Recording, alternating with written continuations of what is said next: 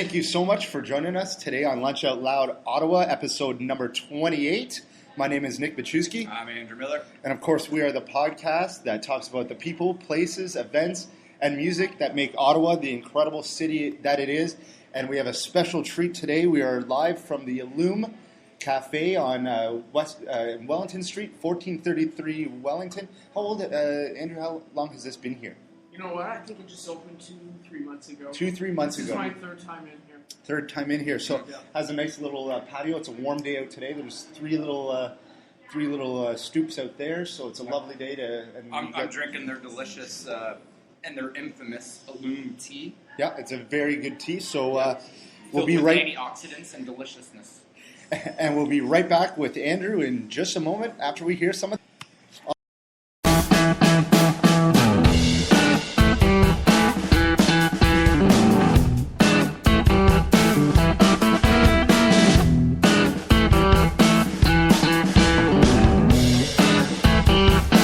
Baby Susie Q, baby Susie Q, baby Susie Q, darling I love you, Susie Q.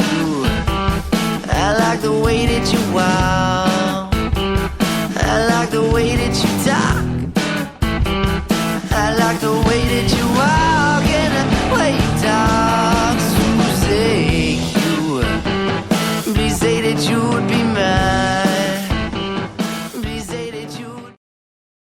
All right, so the band you heard right there was StillNative. So they're a raw beat rock duo. So there's only a guitar player and a drummer. That's Patrick Steele and Max Savage. They'll be playing at the Blues Fest live on July the 11th at Casino Lac Lemy. So it's part of their off-site series. So not all the shows for Blues Fest actually go on the grounds. Some of them actually go on at the Rideau Center, as well as Lac Lemy is going to be doing some stuff. That was a good rendition of Susie Q, I'd have to say. Absolutely. So we're here with Andrew King. So if you don't know Andrew King, his Twitter handle is... Twit, Andrew King. There you go. Bam. And so he is one of Ottawa's most incredible artists that we have going right now. He had a very successful art gallery that went on about...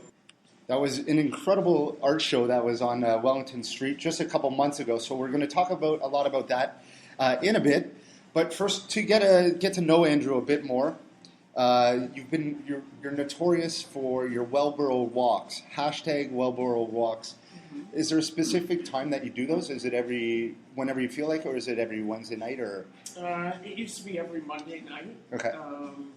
Because the winters are so boring. Well, not boring. They're just you're stuck inside. There's nothing to do. I don't have cable, so I'm like, I'm just gonna walk around. Mm-hmm. Then I just started live tweeting the walks, and that's what it is. And exactly right. So that's how I basically came to find out about you a little bit more, was through those walks, which were incredible. Have you been a resident in Westboro for your whole life, or? No, I moved here for college. So I moved in '94. And then I lived in residence at Carleton. Then I moved, where did I go? In the West End on Woodruff, down by Woodruff and Richmond. Okay. So from then on, I've lived in the West End of Ottawa. Like I moved to Athlone, which is in Westboro, but this was all before Westboro became the big boom sort of thing. Yeah. That was in '97, I guess. Then I moved to Sherwood in '99, and then I moved to Layton in 2010. Okay. Yeah. And so, where did your love of Westboro come from? Well, like I mentioned, I lived on Athlone in Westboro, and same thing there. I'd just go for walks. But back then, Westboro was nothing like it is today. No. There was one Chinese grocery store.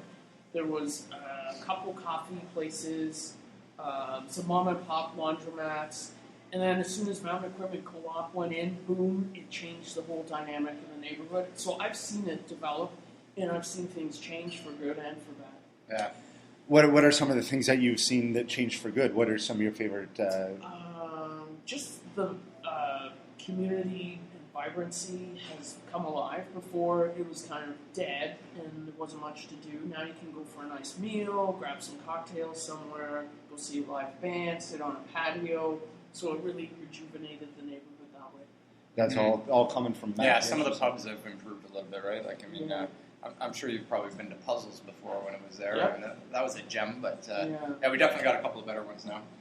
What are some of your favorite spots to hang out at? Spots to go to when you have a night? I know when you're trying to go to a restaurant or something, you use Twitter and you tweet every restaurant that you want to go to. Larry, I don't think to make a reservation. It's like, I've got the night off. Let's go for dinner.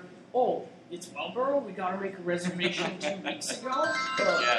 So I just use Twitter and say, hey guys, do you have an opening? And they'll usually respond right away.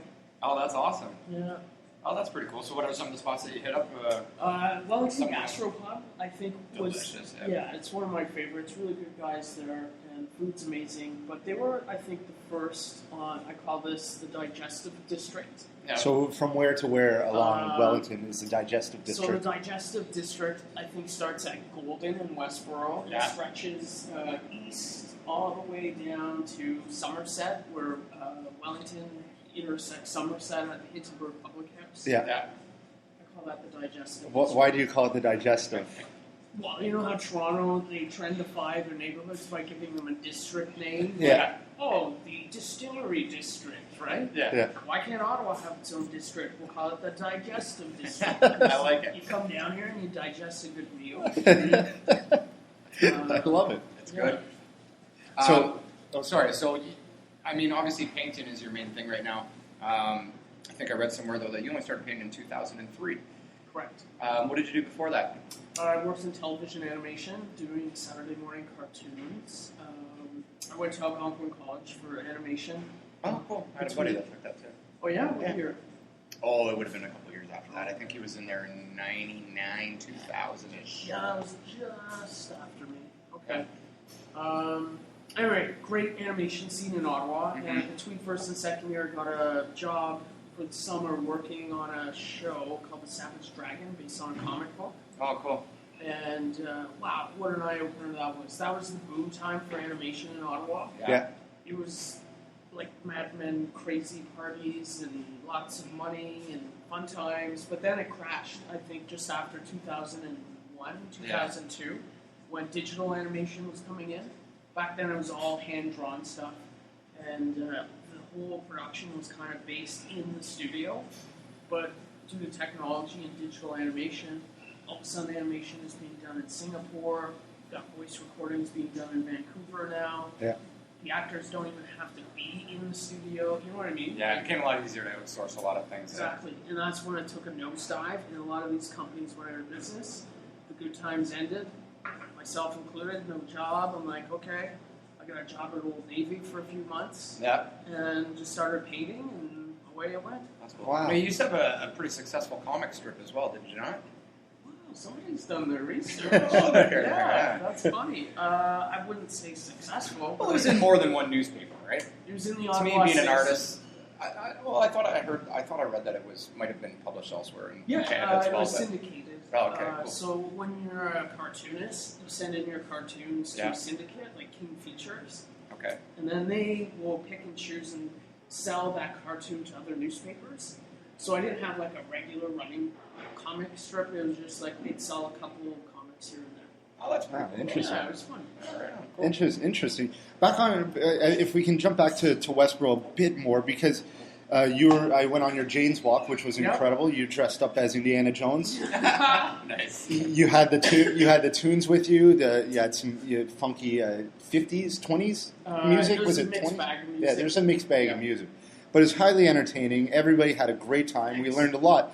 It was hot too, eh? It was hot. It was so hot. It was. Yeah. But it added to the mystique of the walk with people collapsing. I think we lost a few walkers on that walk. Nope. Started with 80. We ended up with like 15. I don't know what happened. To the rest of Casualties them. were high. That's all right. Casualties of Hindenburg, I'd say.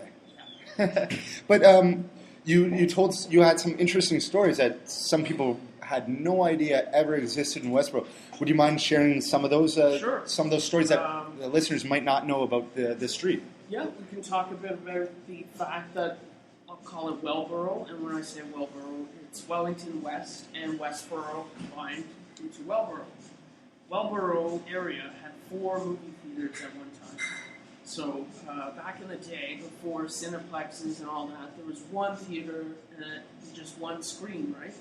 Now we have cineplexes that have 12 screens. Yeah. So our zone had 4 screens in it, and those theaters operated from like 1914. I think in the last one closed in 1994. Oh, wow. And only 2 of them remain standing. Which two? Well, the Westboro was right across from Mountain Equipment Co-op. Okay. And that opened, I think, in 47 and shut in 55. Unlikely enough, it's now a mortgage center. But the theater is still there, the building, you can see the brickwork along the side. And the Elmdale Theater, corner of Hamilton, I believe, and Wellington, which is now a church. Yeah. And you told the interesting story about, was it which park? Fisher Park? Yep. Another fascinating fact about motion picture in Canada, the very first public movie was shown in Fisher Park in 1896. Up until then, no one had seen the movie, but the Holland brothers, who were part of the Ottawa Electric Railway Company, they built an amusement park in Fisher Park. And they were buddies with Thomas Edison, who invented the movie projector called the Vitascope. And they bought one of these Vitascopes and said, yo, let's bring it back to our amusement park, sell tickets, it'll get people to ride the streetcar, pay the fare from downtown to come out into the boonies, which was Fisher Park. It's called Victoria Park. And they'll pay money for a ticket. I think they saw something like 20,000 people go through their little outdoor movie theater over a few months in the summer. That's pretty cool. And how long did how long did it last there before they got rid of the amusement park? The amusement park lasted, I think, till 1905. But what happened is that the railway company opened another amusement park in Britannia, so people started going to that one instead of the Victoria Park, and it led to its demise, and I think it was demolished in 1911. Very interesting. Speaking of outdoor movies in Westboro, do they still do that at Westboro Beach? I think so. I know they used to do it. I think it was like Friday nights or something. Yeah. They used to put movies cool. on outside at Westboro Beach. It's a good time. Yeah. It's really We should cool. look into that. We should look at going swimming there today. Yeah, it's pretty fun. Beautiful day out there. All right, so, and then those are some very interesting stories. What do you think about the future of Westboro, where it's going? Because Great question. Are you upset at how dense it's getting here and how with all the condos popping up everywhere? I know in some of your artworks, obviously, you show some houses being dropped from a crane into a recycling bin. Mm-hmm. Could be taken in several different ways. But what's your thoughts on that? Well, number one, let's wait for that coffee grinder. Number one is that if I didn't like it here, I wouldn't live here. I would have moved. Mm-hmm. This is my neighborhood. I love my neighborhood. There's good things and bad things, as with everything. I'm not pro-development. I'm not anti-development. I think it's necessary that we grow as a city and add vitality to the neighborhood, which I think is happening. Mm-hmm. But what I think we need to be careful of is preserving that historical aspect to the neighborhood, which brings people to want to live here. They like the little quaint, kind of small town feel to the street. The off streets. Yeah, exactly. Beautiful homes in the off streets here. Yeah. Homes built between 1900 and 1930s. Mm-hmm. And these are slowly getting destroyed, and a big modern box house gets put on there from property line to property line without any yard and any kind of consideration for the aesthetics. In my own opinion, I'd love to see some kind of aesthetic police, so you have this continuity of nice homes and a nice look, rather than these old homes and boom, a steel corrugated box house put up. Yeah. I'm not against the building, just make sure you're preserving the neighborhood that made you want to move here in the first place. Yeah, exactly. And I think that is a problem that you see in Westboro. I mean, there's a lot more heritage buildings, a lot more protection right in the center of town. Yes. You don't really have that here. Right. Even though the buildings, some of them could be around the same age. Exactly. And I don't know, maybe there is something that exists that will preserve these. Yeah, with the secondary plans coming in, I think we're going to be preserving a lot more of these historic buildings around here. And also the condos, too, need to take this into consideration. Fine, if you want to build a condo, but don't make it an ugly condo. Take some time. Like Charlesford developments, they have some of the most beautifully designed condos. They're the ones that look very Art Deco, Yes, 1930s, yes. Manhattan-looking ones. The Merritt, Gotham Exactly, too. yep. Very well thought out, and they fit into the historic parts of the neighborhood. Whereas you throw in a bunch of glass and concrete blocks, it doesn't really fit the neighborhood. Yeah. You can even just do the facade of it so it looks good. Yeah, Exactly. and I think hopefully they're going to be doing that. Anyways, we'll be right back with Andrew King, and we're going to talk more about the art scene in Ottawa, the Welborn condo that he was going to start up. I really want to hear that. Some of the charity work, and about the awesome T-shirts that he does as well. So we'll be right back. We're going to listen to Cold and Thin from StillNative. We'll be right back.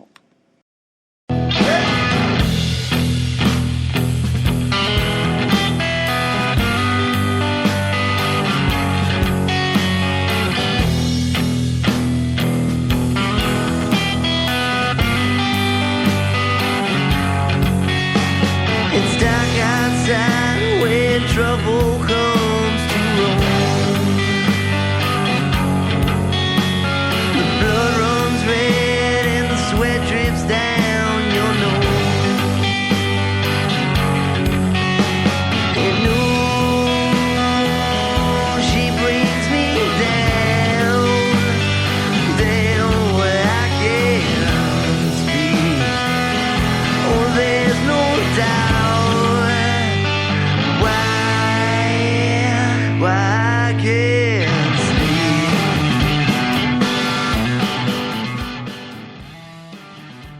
And we're back now with Andrew King. That was StillNative, Cold and Thin, so get to see them July the 11th at Lac Lamy. I know it's a little more out of the way, but it's going to be an awesome show. They're also playing on August 2nd at the Black Sheep Inn in Wakefield.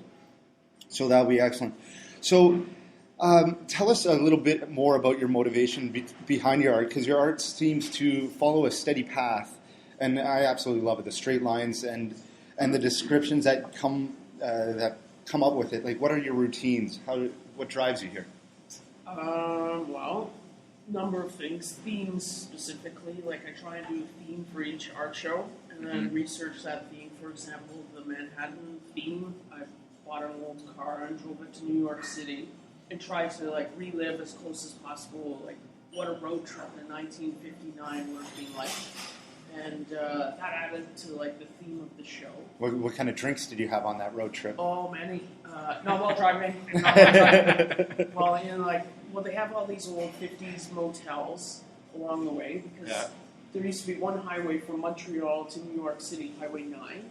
And that's the one way you'd go. All the tourists would go up Lake George, the Adirondacks, and we'd just stop in these old motels, and there's usually an old restaurant nearby, and we'd have gimlets and Caesars, and gin and tonics, that kind of thing, mint juleps. Wow. Must have been a nice little drive going through the It was Adirondacks. beautiful, and it was the fall, so it was really gorgeous. Yeah. Nice. Okay, so that would explain why you went to California, though, for this one, a little Right. bit. Well, the plan was to go to Los Angeles and paint Los Angeles. So I packed all my canvas and paints, went to Los Angeles. But for some reason, it just wasn't working. I was like, because I wanted to enjoy Los Angeles. Yeah. And I was finding myself playing more than working. So I'm like, okay, this isn't going to work. I got to focus on something else. And I decided I'll do my neighborhood. Because I'm away, I miss my neighborhood. I didn't miss the snow munching. No, I know that. And I went down there and just painted my neighborhood. But everyone thought I was painting Los Angeles. So I'm like, I'm going to keep everyone thinking that I'm painting LA. But in fact, I'm painting LA Walks. Yeah. Yeah, exactly. And so a lot of it was Laguna, right? Yeah, Laguna Beach. Yeah. Awesome. Yeah, it was a really art fun time. So let's talk a little bit about that the last show that you did. Tell us a little bit about that. I know some people saw it. Some people were slightly, upset about the. I'm talking about the condo. The Welborn. Yes, the Welborn. Yeah. So let's hear a little bit about that and So how find that came yourself about. where living is redefined. So that project was more of a social experiment to tie in with the art show, which was about my neighborhood. Yeah. And this neighborhood has condo after condo being put in here. And walking the streets around here, they try and advertise the condos as like, they're trying to sell you a lifestyle. Like, if you buy one of our condos, you will be happy and smiling and riding a bike with a dog and enjoying a cafe latte and all this stuff. But they don't realize people have their own lives. And they're trying to sell this fake lifestyle, which I think is kind of interesting. So the Wellbron project was trying to take it one step further, make it these ridiculous clip art photos, but then create amenities that are above and beyond what's out there, but almost within the brink of reality, right? What were some of the amenities at the Wellburn? Well, we had valet stroller parking. I like that one. Yeah. On-site nano brewery, so it's one below a microbrewery, and it was by the pint glass beer production, so it was very exclusive. Carbonated water? Carbonated tap water, on-site nanny service, what else? On-site sommelier. The rooftop farmer's market? Not any farmer's market. It's a rooftop urban communal farmer's market. The big thing now is to be communal. Like if you go to a restaurant, one of these trendy new restaurants, you don't get your own table. You're sitting at a table with 6 other strangers. Yeah. Like, it's the new thing. Yeah. Well, that's great. And like you said, a lot of these things, although they seem far-fetched now, who knows? Yeah. We might have a condo developer take some of these ideas. Go for it, guys, if you want to. What was the wood? The restored wood? It was reclaimed whiskey barrels. Wood flooring. Yeah. That's good. Yeah. So how many people actually, you must have had people walking in or calling. I know you probably had, because it was going to be somewhat 48 stories high, you said? Correct. So, you must have had some upset neighbors, but also some somewhat serious inquiries, I'm assuming. Absolutely. Well, I don't know if you guys saw the website. I posted a website, had its own .com name, its own email address, and it's interesting. I put up a few posters, and right away, instant rage. People are sending hateful emails, calling people like, "What is this? Why is this happening? Who's doing this?" But not for 1 second researching and making sure it's real, right? Yeah. It's a fake condo if you read the whole amenities list. But some people just get instantaneously angry. And so I was dealing with people like that, and also people that are like, "Sounds fascinating. I love the pet borrowing idea. Can you please tell me more how I could borrow a pet? Because I'd like to have a pet, but I can't look after it." So I just have a set disclaimer saying, "Thank you for your interest in the Wellbron. See you at our opening of the sales center, April 19th, at whatever the address of my gallery was." Yeah. So how did the actual show go then? Really well, thanks. Yeah, you had a great turnout. I heard it sold quite a few. Better than expected, but I think maybe some people were interested and curious about the Wellbron. And that's fine. Like an art show should be just a group of people enjoying some art. You don't have to buy anything. It's free to look at. Just come out and see what's going on in your city, arts-wise. Absolutely. And that brings us to our next topic of how do you feel about the art scene in Ottawa? Do you feel it's changing? Do you feel with initiatives that the city is doing that we're giving enough towards the arts, towards the artists? Absolutely, yes. Ottawa, for some reason, well, I can tell you the reason. People enjoy seeing other people be creative, whether it's music, plays, visual arts, whatever. People just like to go out and have a good time at night and see what else is going on after work. It's a good alternative to watching TV. Mm-hmm. And I don't think the scene was around 10 years ago, and I think that also has to do for the kind of transformation of the demographic of Ottawa is changing. Yeah. So you've got, say, 10 years ago, 15 years ago, there wasn't as many young families and stuff coming in. It was maybe a lot of them are leaving to the larger cities. Exactly, yeah. For jobs and opportunities, yeah. So there's this very vibrant art scene in Ottawa, which is great. And for artists, it's excellent. But I have some artists saying, "Well, I want to do this too. How do you do it?" There's no prescription for it, right? Mm-hmm. Like, just do whatever you That's the thing about art, right? Yeah. I don't know if it's going to work. It's going to be a complete bomb. Didn't sell a painting, and then I'm on the hook for rent and catering and all that stuff, right? Yeah. So you just have to be smart and do your best and hope for the best. And so you have a weekend coming up in June, mid-June, that you'll be showing some of your new works? Correct. It's called Art. Sorry, it used to be called Art in the Park in the League. They changed but it. they changed the name. It's now the New Art Festival. Why did they Yeah. change the name of it? I don't know 100%, but I'm thinking it's because they changed ownership of the Okay. organization. Okay. So you know how That's like probably there's what- nonprofit organizations, and they switched over to now being the New Art Festival Limited, whatever. Yeah. I have no idea. And that's June 15th and 16th in the Glebe, right across from the LCBO. That's right. Which is very handy. Yeah. And How many vendors are we looking at there? Probably 300 artists. 300 artists. wow. It's really, I've done it many, many years, but every year it gets bigger and bigger.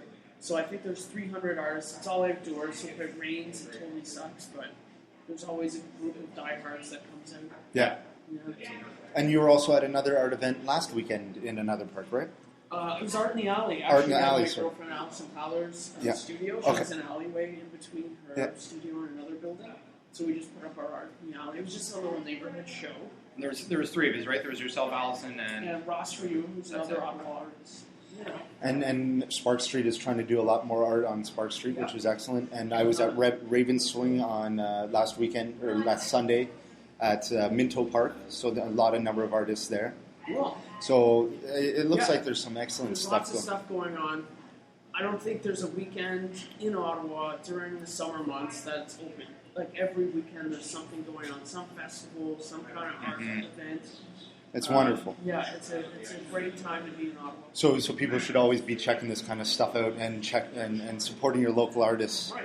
And like I said, by support, it doesn't mean you have to buy a painting. Just go out, look at the art, talk Yeah. to the artists, and it's amazing the worth of somebody's one comment, whether they buy a painting or not, will help inspire the artist to do more. Yeah. Right? absolutely. So, Wonderful Well, that's point. it. And like you said, it's not so much that you have to buy the painting. I was at an art show at Oz Cafe a couple of weeks ago on the Monday, supporting 3 other artists. Right. And I mean, they also, have T-shirts as well. And again, I think, that's an easy outlet for some artists to at least get some messages out there and, at least recoup some of the costs. I mean, obviously, I know, and you wouldn't think it, but, doing artwork isn't cheap. I mean, buying No. your canvases and your paint and everything, not. it gets quite costly. Absolutely. And so, I mean, Framing. that's yeah. it. So, I mean, onto the T-shirts then. I guess you're doing good pretty transition. well with... Sure. T-shirts. Ottawa Apparel. Ottawa Apparel, and that was focusing on my love for nostalgic Ottawa signage, Okay. which I find is slowly disappearing Yeah. year after year. These cool old signs that are in our peripheral at all times, Yeah. growing up or being in Ottawa, and then poof, they're gone. And it's like, where'd that go? Ah. So I'm trying to capture them before they're all gone. So I picked my favorites and got old photos or whatever, and I only tried to pick ones that are at risk of being gone, Yeah. or Okay. they have gone. And I just hand drew them all, hand colored them, and then sent them to the printers, and they printed them. And it's amazing the response Yeah. of people. Like, I think A smile comes across everybody's face when they discover them for the first time, because then you remember Well, this? that's it. I think Ottawa, like you said, I think Ottawa is starting to really take pride in our city, and that's the reason we're doing this show, and hopefully that's going to spread a little bit. So where can people pick up these T-shirts? the new Art Festival on June 15th and 16th. I'll have them available there. Okay. After that show, I'll put them online for online sales. You can just click and it'll be sent to you. Oh, perfect. Which one's been the most popular so far? Good question. It's probably a tie between the Elfin, Yeah. which is the Elfin apartment, and Civic Pharmacy, the sign at the corner of Yeah. Calling and Hallway, Yeah. which is at risk. The building has sold, Really? and I'm scared that sign is going to disappear. Yeah. Maybe you can purchase that sign So, before it comes out. Exactly. And if they're asking far too much money for it and I can't afford it, I'd love to own it. But if I can't, I will put together some kind of collective thing where everyone can chip in, and it's now the community sign, and we put it up somewhere. Yeah. Yeah. Well, was that Minto or Claridge that bought that? I don't know that one. The Civic one, I don't know. We'll find out, and we'll get that If sign anyone for out you, there buddy. knows, let me know. Get and us I'll be that happy sign. to buy it. Yeah. All right. Well, it was a tremendous time meeting with you. I hope people check out more of your art. Follow you on Twitter. You're one of the best people in the city to follow. Yeah. Twit Andrew King. Yeah. Follow the Wellboro Walks, where he just walks across the community and makes very very nice observations of Right. what's going on in your community. He may be talking about you if you're on your phone, looking at Twitter or whatever like that. So, would you like to hang around while we talk about some events going on this weekend? Sure. It's going to be. Yeah. It's Ottawa weekends are crazy. I don't know how we were voted the most boring city on the planet. Oh, my if God. this is the most boring city in Canada, I don't want to be anywhere else. Because there's way too much stuff to do here. So, so I don't want to even be a part of that. Anyways, the Brothers Dubé are coming out with a new album, and they're having their album launch at Raw Sugar Cafe Friday at 8 p.m. Do you know who the Brothers Dubé are? I've heard of them. I don't know them personally. They were. We don't expect to know everyone. Okay. They're the little guys that used to be little playing at Blues Fest outside of the park, totally, and they'd be blown away, and then they went onto the stage. Good for them. Well, they're growing up. The oldest one's 15, 13, and 11 now. Awesome. And they are playing some incredible music. Just so much talent there. Great. You got Doors Open to Ottawa this weekend, which is always a fun time. Do you ever go to that? I usually can't because the new art festival is the same weekend. And This weekend I could possibly check it out. I'm thinking the Wabano Center in Vanier, the new Wabano Center. I want to get down to the Bytown Museum, even though I know it's always open. The Cordon Bleu is open, so that's the first time that they've opened. Now, that's going to be a very packed one on Saturday. Library of Parliament could be interesting as well. But even with your walks and Dennis's walks, it's got me so much interested, so much more interested in the city and learning, because they're cool stories, very interesting stories here. For sure. The filtration plant is open too on Lemieux That's Island. right, yeah. Worth checking out. Awesome Art Deco architecture from the 20s. The inside of it, it cool. looks, I saw the photo there. You got the Capital Velo Fest Bike Festival, so there's events all over the city, especially at City Hall. At night, you got the Ottawa Velo Vogue Fashion Show, so a fashion show on bikes. Boom. That should be fun. Wow. It's going to be a lot of fun. So many sponsors, so many people. It's going to be at Kitchissippi Brewery, so if you have no plans on the Saturday, Drunk on a bike in nice clothes, all right? That's going to be an awesome Should one. be a good one. And then you also have Ottawa's Got Game, a full day of gaming at the Canadian Aviation and Space Museum. I'm not a gamer, but a lot of people do like games. I like board games. I like board games. I think there is a lot of board games there. Oh, okay. I'm a Risk fan, but people are too good at it. So Risk, that's a full day event. Yeah. I like Clue. It's Or fun. night. Day and night. Day and night. There you go. Awesome. Yeah. As far as music, too, you got Mark Farina at Ritual on Saturday. Okay. Good who's, DJ? Oh, yeah. Amazing. Yeah. If you haven't heard of him, go there. Got There's little a 5K walk for muscular dystrophy on Sunday as well. If you ran it, would you be disqualified? I don't know. Maybe you can do it twice. I'll find out. You can do 10K then if you want to run.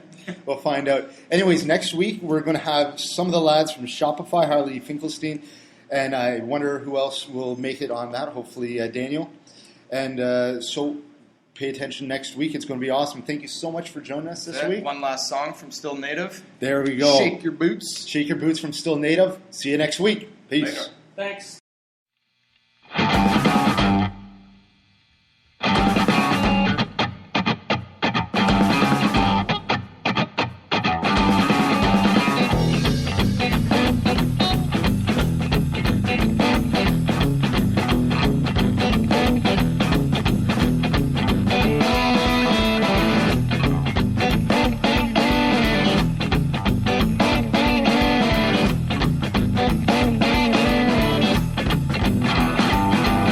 She dragged my heart on down that bumpy road. You keep your mouth shut about the Lord. 'Cause you like your roots. Lord knows you shake your boots. Shake your boots, yeah.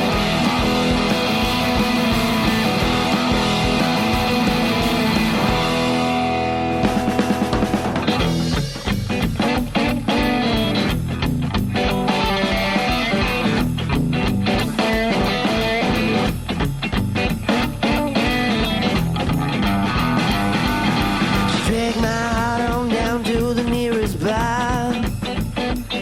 She got a drink on her mind and a man by side, so come on. Can you feel it? Can you feel it? Yeah. Oh, can you feel it? Shake your boots. Hey.